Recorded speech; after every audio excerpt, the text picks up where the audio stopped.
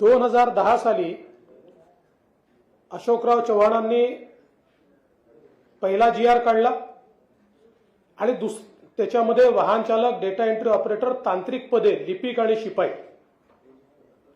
आणि परत 2010 मध्ये अशोकराव चव्हाण मुख्यमंत्री असताना 6000 पदांचा, कंत्राटी पदांचा GR काढण्यात आला। याच्यामध्ये कोण कोण आहेत बघा, वाहन चालक, डेटा एंट्री ऑपरेटर, लेखालिपिक, शिपाई, ठीक आहे, साधन व्यक्ती, प्रकल्प समन्वयक, विशेष शिक्षक आणि मोबाईल टीचर। 2010 साली काँग्रेस आणि शरद पवारांची राष्ट्रवादी काँग्रेस सत्तेत असताना शिक्षक भरतीचा कंत्राटी GR हा त्यावेळी काढण्यात आला। त्यानंतर सन्माननीय पृथ्वीराज बाबा चव्हाण हे मुख्यमंत्री असताना 14 जानेवारी 2011 या ठिकाणी MIS coordinator, data entry operator, B Tech, BE, MCA अशा पदांची शैक्षणिक योग्यता असलेल्यांचा हा GR त्यावेळी काढण्यात आला। त्यानंतर 31 मे 2011 यावेळेस पुन्हा माननीय पृथ्वीराज चव्हाण साहेब मुख्यमंत्री असताना कंत्राटीचा GR काढण्यात आला। 16 सप्टेंबर 2013 सामाजिक न्याय विभागात कंत्राटीचा GR काढण्यात आला। 2014 साली पुन्हा पृथ्वीराज चव्हाण हे मुख्यमंत्री असताना 1069 पद कंत्राटी पद्धतीने भरण्याचा GR काढण्यात आला आणि हे जे काही फॅसिलिटी मॅनेजर्स आहेत हे तेव्हाच अपॉइंट करण्यात आले। आणि सगळ्यात महत्त्वाचं असं आहे की आता ज्याच्याबद्दल चर्चा चाललेली आहे, कागद जरा जास्त आहेत आज माझ्याकडे, पण सगळ्यांना एक्सपोज करेल।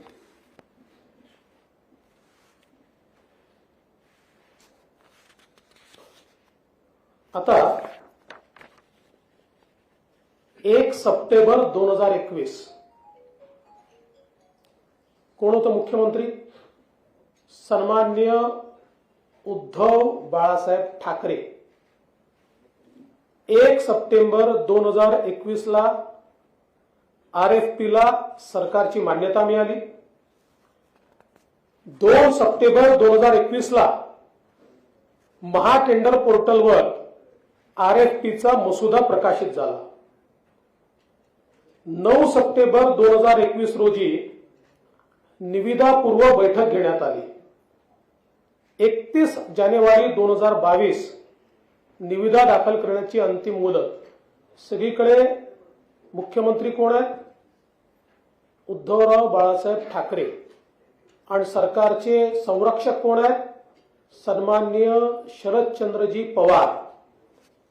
12 फेब्रुवारी 2022 टेक्निकल इव्हॅल्युएशन स्टेटमेंट पोर्टलवर, 8 एप्रिल 2022 व्यावसायिक निविदा उघडली। 25 एप्रिल 2022 एजन्सी सोबत वाटाघाटीची पहिली बैठक। 27 एप्रिल 2022 एजन्सी सोबत वाटाघाटीची दुसरी बैठक। 23 मे 2022 वित्त विभागाची मान्यता। पूर्ण कार्यकाळामध्ये या ठिकाणी आपण जर बघितलं तर कोण आहे आणि मग हे कुठल्या तोंडाने बोलतात? हा सन्माननीय उद्धव ठाकरे यांच्या सहीचा कागद आहे, फाईलचा आपल्याला दिला। कंत्राटी भरतीला मान्यता कोणी दिली?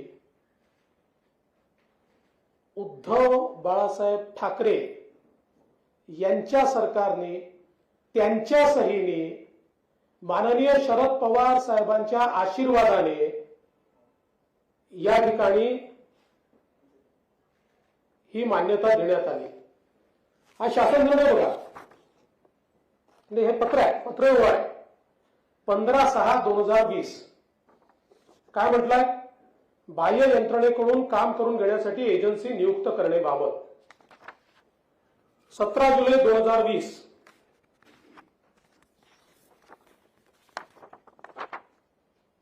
बाह्य यंत्रणे मार्फत गट क व गट ड संवर्गातील पदे भरण्यासाठी एजन्सी नियुक्तीची प्रक्रिया करण्याबाबत 12/5/2021। बाह्य यंत्रणेमार्फत कामे करून घेण्यासाठी एजन्सीची नियुक्ती करण्याबाबत। आणि यात तर काय म्हटलेलं आहे, म्हणजे काय केलं होतं त्या सरकारने, शासनाने एम्पॅनलमेंटचा कालावधी 10 वर्ष असावा व त्यामध्ये पुढील 5 वर्षासाठी मुदतवाढ देता येईल असे सूचित केले आहे। म्हणजे 15 वर्षाकरता या एजन्सीज त्यांनी एम्पॅनल केल्या। याच्यामध्ये जेव्हा आमचं सरकार आलं आणि आमच्या कॅबिनेट पुढे हा विषय आला आणि नंतर माझ्या स्वतःच्या लक्षात आलं की रेट्स खूप जास्त आहेत, मी स्वतः पत्र दिलं की हे जे काही रेट्स मागच्या सरकारच्या काळात आलेले आहेत हे 25% तरी जास्त आहेत आणि म्हणून आमच्या कॅबिनेटने ते रेट्स कमी करण्याचा निर्णय घेतला। परंतु हे संपूर्ण पाप 100% काँग्रेसचं, उबाठाचं आणि शरद पवार साहेबांच्या राष्ट्रवादी काँग्रेसचं आहे। ठीक आहे की आता अजितदादा आमच्या सोबत आहेत, त्यावेळेस ते त्यांच्या सोबत होते, पण आज जे आंदोलन करतात, आणि असं नाही आहे, मी जेव्हा मुख्यमंत्री होतो त्यावेळेस हे जे 14चं काढलेलं टेंडर आहे पृथ्वीराज चव्हाणांच्या काळातलं, त्या टेंडरच्या अनुरूप आमच्याही काळात लोक घेतलेले आहेत, मी ते नाव म्हणतच नाही, पण याची सुरुवात ही काँग्रेसने केली। आणि आता ज्याच्यावर काँग्रेस, शरद पवार गट आणि उबाठा हे आंदोलन करतायत, मला कधी कधी आश्चर्य वाटतं की यांना लाजा का वाटत नाही, शरम वाटली पाहिजे की आपणच करायचं आणि परत आपणच त्याच्यावर आंदोलन करायचं आणि असं भासवायचं जणू काय या सरकारने केलंय। आणि म्हणून मला असं वाटतं की हे पाप 100% त्यांचं आहे। आणि माननीय मुख्यमंत्री एकनाथराव शिंदेजी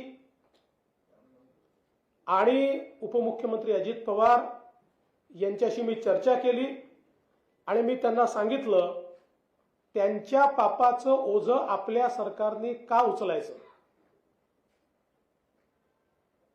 त्यामुळे त्या सरकारने केलेलं हे एम्पॅनलमेंट आणि त्यानुरूप ही जी काही या ठिकाणी कंत्राटी भरतीच्या संदर्भात काढलेला GR आहे हा आम्ही रद्द करण्याचा निर्णय घेतलेला आहे।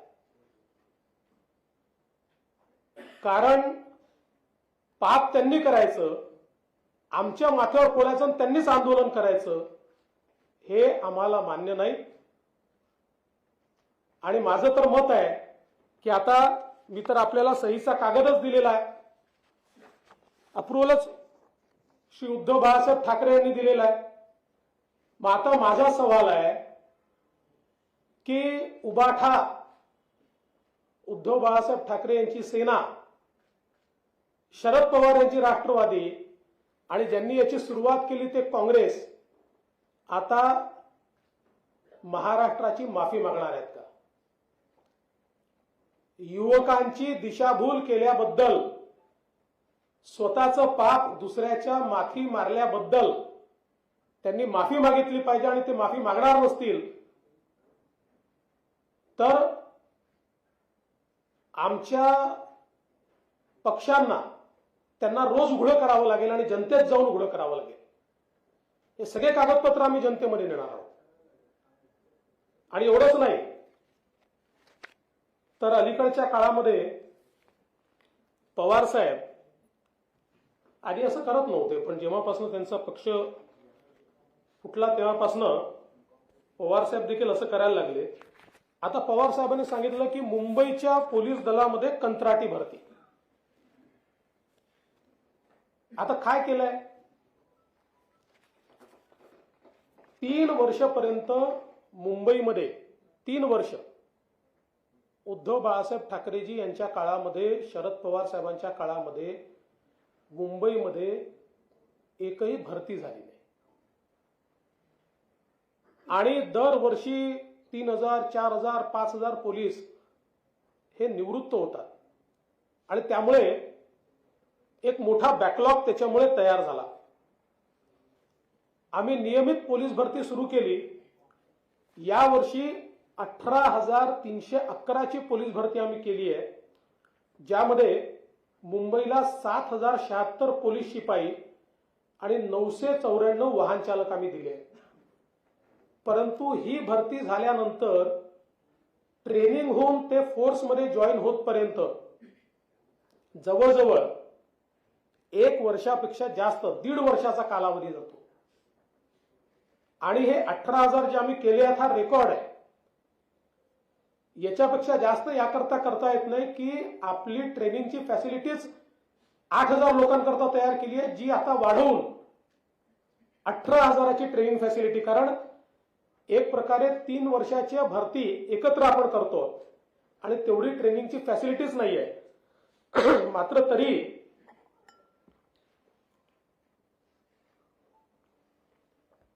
ही ट्रेनिंगची फॅसिलिटी आम्ही त्या ठिकाणी तयार केली. मात्र मुंबई ही व्हल्नरेबल आहे.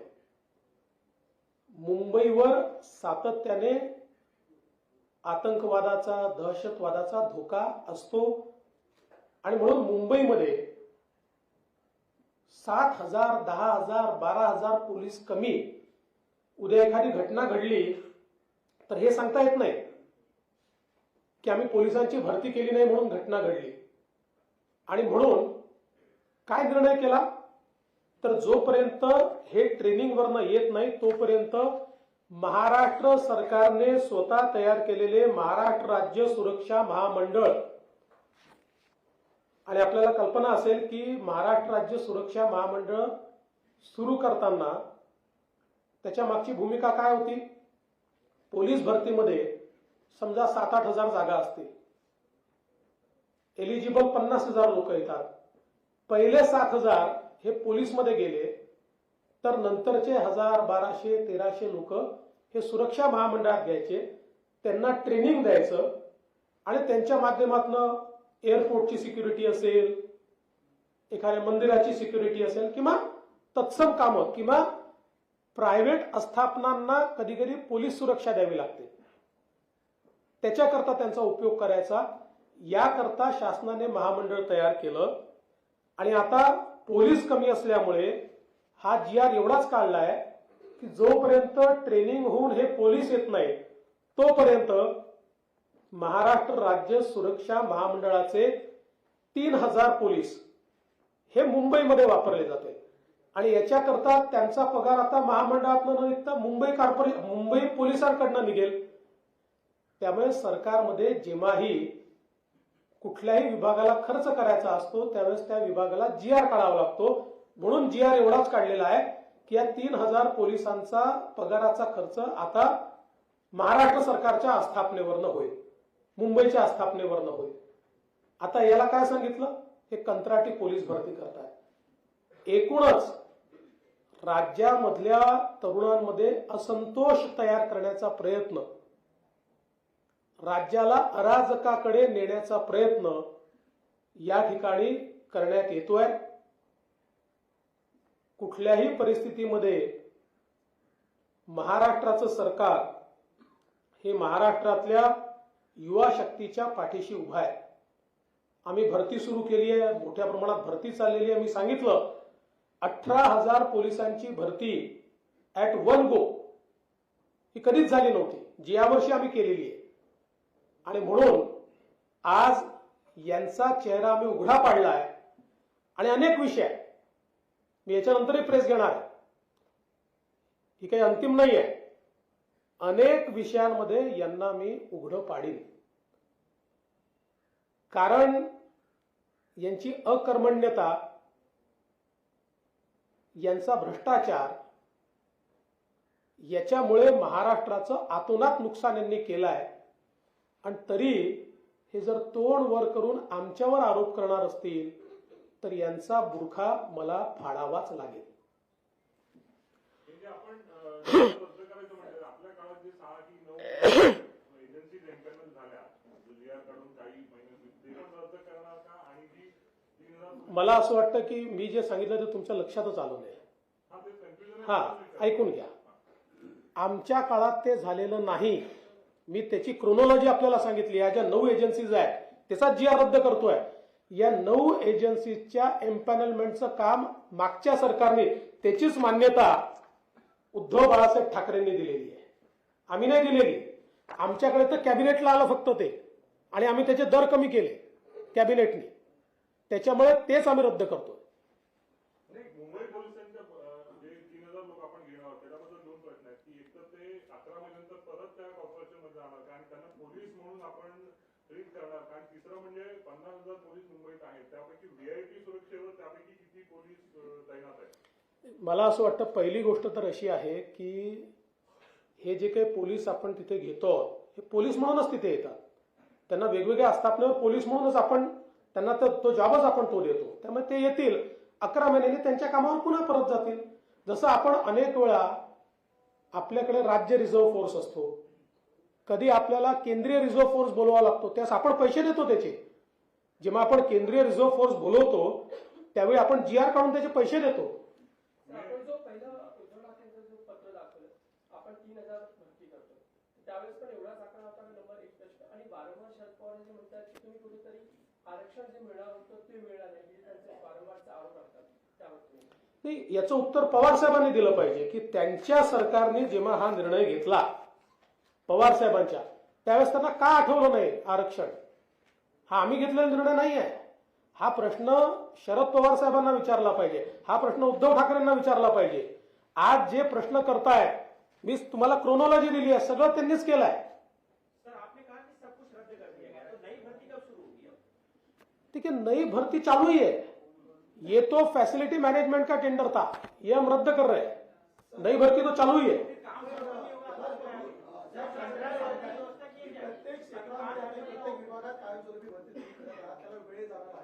मात्र आता जी कंत्राटी भरती होती ती जर थांबवली तर जी रक्तपदांचा जो भार आहे तो कायमस्वरूपी पदांवरती येणार नाही का? असं आहे की त्याच्यातले अगदी जे ड्रायव्हरचं पद असेल, माळी असं पद असेल, असे जे पद असतील किमान 6 महिन्याकरता काही पदं आपल्याकडे तयार होतात, 9 महिन्याकरता एखाद्या प्रोजेक्टमध्ये होतात, तर त्या प्रोजेक्टमध्ये ते कव्हर होतात. त्या प्रोजेक्टला अधिकार असतात, त्या विभागाला ते अधिकार असतात. अशा प्रकारचे वर्षानुवर्ष ते घेतच असतात. त्यामुळे त्यांनी काही आता हा जो काही फॅसिलिटी मॅनेजमेंटचा या ठिकाणी जीआर काढला होता किंवा या ठिकाणी जे टेंडर काढलं होतं, याच्या मागे काय त्या सरकारचा काही व्यापक हेतू असेल, आम्हाला तो मान्य नाही, आम्ही मग रद्द केला. एक ऑपोजिशन जे आहे युवा संघर्ष यात्रा राज्यव्यापी काढणार आहे. शरद पवार स्वतः त्याच्या सभेमध्ये त्याची सुरुवात करणार आहे. त्यांना काय सांगणार? मला असं वाटतं की याचं उत्तर त्यांनी दिलं पाहिजे का काढलं. म्हणून तर मी म्हटलं की आता यांचा बुरखा फाटलाय. जे त्यांनी केलं आता आमच्या सरकारवर थोपून त्याच्या विरुद्ध ते आंदोलन करतायत. जनतेला यांचा खरा चेहरा मी दाखवतोय. गिरीश महाजन यांनी जी आता भरती जाहीर केलेली होती कंत्राटी पदांची, जवळपास 5,000 पदांची भरती होती. आरोग्य सेवेमध्ये सुद्धा भरती एक जाहीर झाली होती. तर ही पदं आता भरली जाणार का कंत्राटी स्वरूपात? ही मला माहित नाही त्यांनी अशी कुठली भरती जाहीर केल्याचं मला कल्पना नाही. हा कर्मचाऱ्यांची भरती फायनान्शियली सरकारवर जास्त लोड येतं, कारण ते परमनंट एम्प्लॉईजसाठी लायबिलिटी जास्त असते. त्याच्यातनं व्हाया मीडिया म्हणून कंत्राटी कर्मचाऱ्यांची भरती हा एक पर्याय समोर आला. तर आता हा पर्याय आपण बंद करत असताना फायनान्शियल व्हायबिलिटी हा विषय आपला नाही. पहिली गोष्ट तर अशी आहे की मी पुन्हा सांगतो, वर्षभराचे पदं, 9 महिन्याचे पदं, टेम्पररी पदं, यावर पूर्वी ज्या प्रकारे ते विभाग त्या काळाकरता काम करत होते ते करत राहते. आता मूळ प्रश्न काय होता? मूळ प्रश्न असा होता की सरसकट धोरण म्हणून 9 फॅसिलिटी कंपनी एम्पॅनल करून या ठिकाणी भरती करण्यात येणार आहे, अशा प्रकारचा जो आरोप होता. तर या 9 कंपनी मागच्या सरकारने एम्पॅनल केलेल्या आहेत. मागच्या सरकारने याची सगळी प्रक्रिया केली आहे. हे मी आपल्या समोर आणलं आणि आम्हाला हे मान्य नाही म्हणून आम्ही हे रद्द केलं.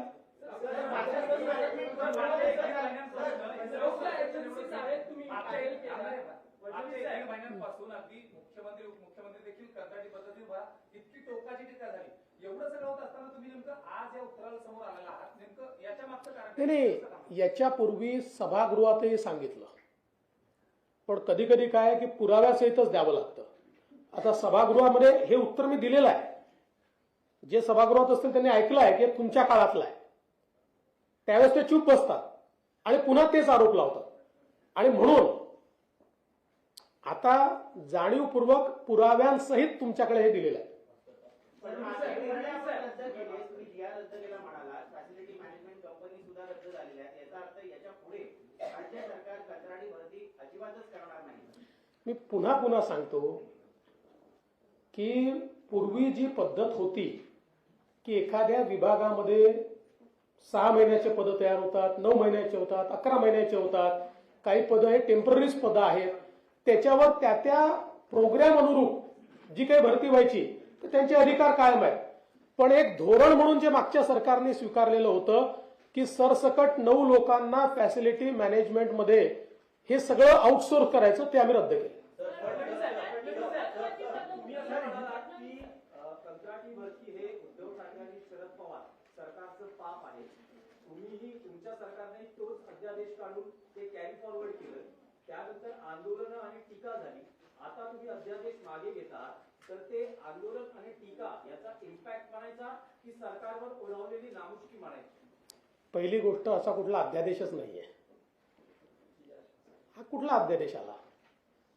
समजून घ्या, हे टेंडर आहे. ते टेंडर त्यांनी काढलं, त्यांनी मंजूर केलं, त्यांनी त्या ठिकाणी सगळी प्रक्रिया राबवली, त्यांच्या मान्यतेने ते झालं. आमच्या कॅबिनेट समोर आलं त्यावेळेस मी असं सांगितलं, तुम्हाला माहिती आहे, तुम्ही सगळ्यांनी छापलाय, मी पत्र दिलं की बाबा याच्यामध्ये कॉस्ट फार जास्ती आहे, 25% जास्त कॉस्ट दिसते, ती कमी करा. आम्ही ती कॉस्ट कमी केली. परंतु ज्यावेळेस आमच्यावरच हे आरोप लावायला लागले त्यावेळेस आम्ही सिरियसली ते घेऊन बसलो की यांनीच केल्याने आपल्यावर आरोप का लावतात. आणि आमचं असं मत पडलं की आपल्याला याची आवश्यकताच नाहीये, आपल्या सरकारचं धोरणच नाहीये. त्यामुळे ही नामुष्की नाहीये. मला तर असं वाटतं की जाणीवपूर्वक राज्याच्या युवांच्या मनामध्ये जो रोष तयार करण्याचा करायचा प्रयत्न चालू होता तो आम्ही संपवलेला आहे आणि सरकारचं कामच आहे. We have responded to that. मात्र याच्यामध्ये यांचा बुरखा आम्ही फाडलाय.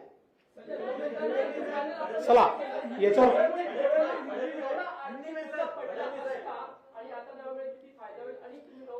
आता ते माझ्याकडे आता त्याची माहिती नाहीये.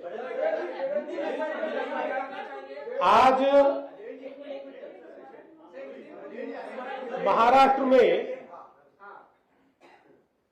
बार बार उद्धव ठाकरे गुट, शरद पवार गुट और कांग्रेस की ओर से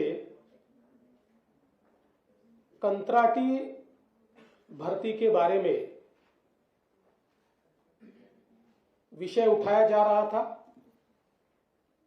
और हमारे सरकार पर आरोप किए जा रहे थे. मैंने आप सभी को जो कागज दिए हैं उसमें आप देख सकते हैं, इसका पहला निर्णय सुशील कुमार शिंदे जी कांग्रेस के जब मुख्यमंत्री थे तब लिया गया और शिक्षा विभाग में लिया गया. उसके बाद जिस समय अशोक चौहान जी मुख्यमंत्री थे तब 3 GR निकले, जिसमें शिक्षक से लेकर तो अलग अलग पदों पर कॉन्ट्रैक्चुअल लोगों को लेने का प्रावधान किया गया. पृथ्वीराज चौहान जी जब मुख्यमंत्री थे तब 3 GR निकले गए और 2014 में फैसिलिटी मैनेजर्स को एम्पैनल किया गया। उसके बाद जिस समय राज्य में उद्धव ठाकरे जी की सरकार आई, उस सरकार ने एक धोरण के रूप में इसको स्वीकारा और फैसिलिटी मैनेजमेंट के टेंडर बुलाने का निर्णय किया, जिसको मान्यता स्वयं उद्धव ठाकरे जी ने दी है।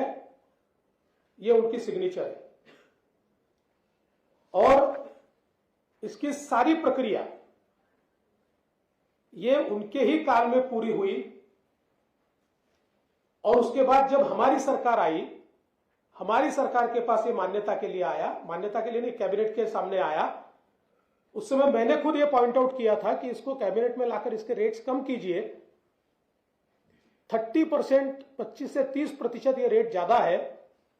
उसके बाद कैबिनेट ने उसके रेट जो उस सरकार ने तय किए थे उससे 25 से 30% कम किए। उसके बाद मानो ये टेंडर हमने ही निकाला हो, हमने ही इसको किया हो, इस प्रकार से ये तीनों पार्टियां महाराष्ट्र में लोगों को भड़काने का काम कर रही थी। मैंने सभागृह में भी, विधानसभा में भी स्पष्ट रूप से बताया, ये पाप उनका है, ये हमारा नहीं है। और मैंने हमारे मुख्यमंत्री जी से चर्चा की, हमारे दूसरे उप मुख्यमंत्री जी से चर्चा की और हम सबने मिलकर यह तय किया कि उस सरकार ने किया हुआ है, इसको नीति के तहत हम क्यों स्वीकारें, उनकी नीति थी। इसलिए हमने यह तय किया है कि ये जो जीआर निकाला है इसको निरस्त किया जाएगा और अलग अलग जो डिपार्टमेंट्स है उनमें पहले जिस प्रकार से टेम्पररी पदों के लिए 6 महीने के 9 महीने के पदों के लिए या कोई कार्यक्रम होता था उसके लिए लोग लिए जाते थे, उसके अधिकार उनको होंगे। लेकिन नीति के तहत इस प्रकार से राज्य सरकार फैसिलिटी मैनेजमेंट की इतनी संस्थाओं को एक साथ ये सारा काम देकर और एक प्रकार से जो लोगों में भावना तैयार हो रही है कि सारा प्राइवेटाइजेशन किया जाने वाला, जबकि हमारी ही सरकार ने जो महाराष्ट्र में नौकर भर्ती बंद थी उसको शुरू किया और बड़े पैमाने पर हमने लोगों को सरकार में नौकरियां दी है और इसलिए हमारी सरकार ने फैसला किया है। अब मैं ये मांग करता हूं कि उद्धव ठाकरे जी की शिवसेना, शरद पवार जी की पार्टी या उनका गुट और कांग्रेस, इन्होंने इस चीज के लिए महाराष्ट्र की माफी मांगनी चाहिए।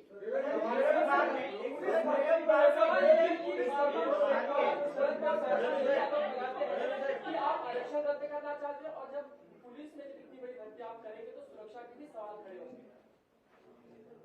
अब ये सवाल तो पवार साहब से ही पूछना चाहिए कि जब इसको उनकी सरकार ने मंजूरी दी तब आरक्षण की बात उनके ध्यान में क्यों नहीं आई, वो उस समय क्यों भूल गए।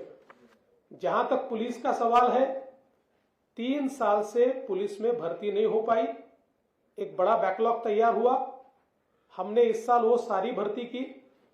मुंबई के लिए करीब 8000 लोग हमने पुलिस में भर्ती किए, लेकिन उनका ट्रेनिंग होकर वो ज्वाइन होने को 1.5 साल लगता है। और मुंबई एक वल्नरेबल इस प्रकार का शहर है, यहां पर पुलिस की कमी से कोई घटना न घटे, इसलिए महाराष्ट्र सरकार का सुरक्षा महामंडल, जिसमें पुलिस भर्ती के थ्रू ही हम लोगों को सिलेक्ट करते हैं, उनमें से 3000 लोगों को मुंबई में ड्यूटी दी जाएगी। और इनको ड्यूटी देते समय ऐसी ड्यूटी दी जाती है जिसमें कोई पुलिसिंग का बड़ा काम नहीं होता। इसके कारण पुलिसिंग का काम करने के लिए पुलिस हमको उपलब्ध होते हैं। तो इस प्रकार का निर्णय लिया गया है। पुलिस में कोई भी कंत्राटी पद्धति से किसी को भी नहीं लिया जा रहा है। हाँ? डीजी है, एसीबी है, सरकार उन्हें भरने के बारे में क्या सोच रही है? और दूसरा सवाल, क्या रश्मि शुक्ला की फिर से महाराष्ट्र में वापसी होगी? देखिए, इसका निर्णय तो मुख्यमंत्री जी करेंगे। मुख्यमंत्री जी के साथ हम चर्चा करेंगे, कौन कौन से पद पर जाएगा, किसकी क्या सीनियोरिटी है, इसके आधार पर वो निर्णय होता है। ऐसे निर्णय प्रेस कॉन्फ्रेंस में तो नहीं हो सकते।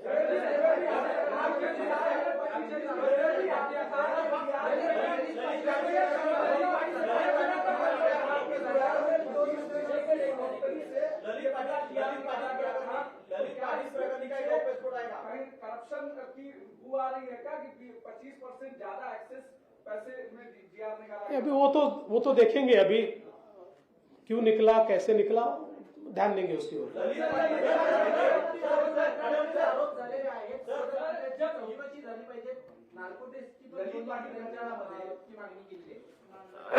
असं आहे,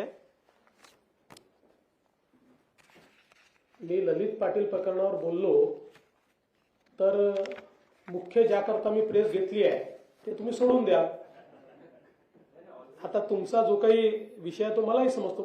एकच गोष्ट फक्त सांगतो त्यातली, तुम्ही मला माहिती होतं विचारणार आहे, तुमची उत्कंठा असेल, बाकी सगळ्या गोष्टी मी नंतर आणणारच आहे। त्यातल्या एकच गोष्ट सांगतो त्यातली, पण माझी विनंती आहे की जी मूळ पत्रकार परिषद आहे, लाईव्ह झाली तरी दिवसभर चालली पाहिजे ना। तुम्ही दिवसभर ललित पाटील चालवा, हा चालेल, मला माहिती आहे, मला तेवढं समजतं, मी जे बोलतोय सगळं लाईव्ह चाललंय। आता इतक्या वर्षात एवढं तर समजलो मी।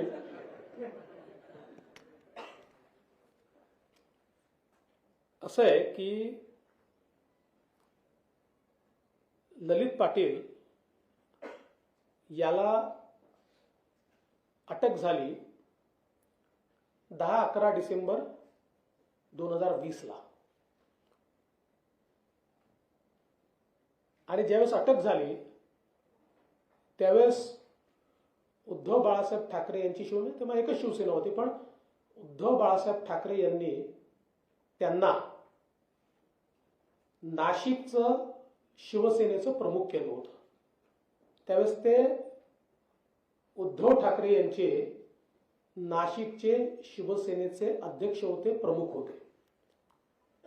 आता आश्चर्य बघा की त्यांना अटक झाल्यानंतर पीसीआर मागितला। निश्चित गुन्हा मोठा होता, त्यामुळे 14 दिवसाचा पीसीआर मिळाला। पीसीआर मिळाल्याबरोबर ते ससूनला ऍडमिट झाले आणि पूर्ण 14 दिवस पीसीआर मध्ये ते ससूनला ऍडमिट होते आणि सरकारी पक्षातर्फे कोर्टाला अर्ज देखील करण्यात आला नाही की आम्ही यांचं इंट्रोगेशन केलं नाहीये किंवा यांची बिमारी बरोबर नाहीये, अर्जही केला नाही। आणि शेवटी 14 दिवस, सर तुम्ही काहीच केलं नाही तर पीसीआर 14 दिवस मिळतो। 14व्या दिवशी त्यांचा एमसीआर करून टाकला। त्यामुळे ज्यावेळेस या गुन्ह्यात आम्ही आतमध्ये जातोय, गुन्हेगाराचं इंट्रोगेशनच झालेलं नाहीये। उद्या जर यांच्या विरुद्ध केस स्टँड करायची आहे तर काय स्टँड होणार आहे? इंट्रोगेशनच केलं नाही। आता माझा सवाल आहे की ललित पाटील यांचं इंट्रोगेशन का करण्यात आलं नाही? कोण जबाबदार होतं? तेव्हाचे मुख्यमंत्री जबाबदार होते की गृहमंत्री जबाबदार होते? कोणाचं त्याच्यावर प्रेशर होतं? कोणाच्या प्रेशरमध्ये हे सगळं झालं? कोणाचे संबंध होते? अजून खूप गोष्टी आहेत, आज सांगणार नाही। आता तुम्ही ठरवा ना, आता तुम्ही ठरवा नार्को टेस्ट कोणाची झाली पाहिजे।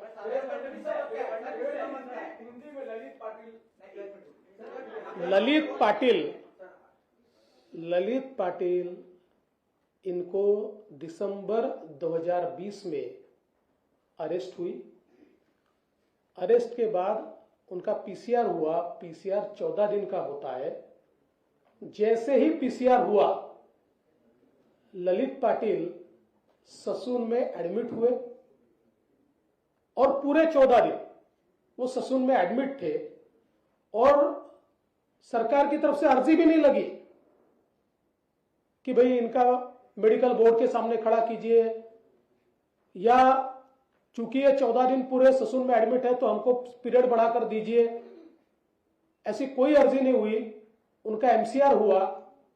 इतने महत्वपूर्ण मामले में उनका इंट्रोगेशन ही नहीं हुआ है।